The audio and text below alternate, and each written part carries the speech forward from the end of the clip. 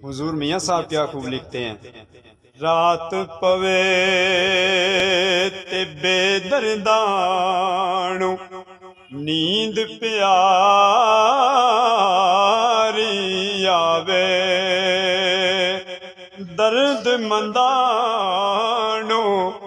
तांग बिछड़े सजन दी,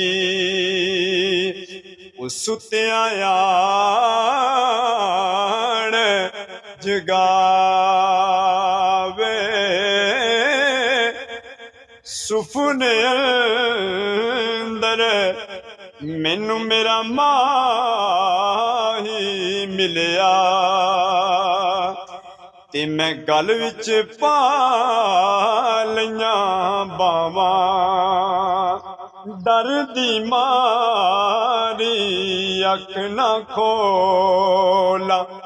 किते फेर बिछड़ना जावा। तो मियाँ साहब ने बच्चों के बारे में क्या लिखा है कि बच्चे पालन सौखे होंदे, औखे पालन मापे, पिछली उम्र इस नुक्ते दी आज समझ फिर आपे।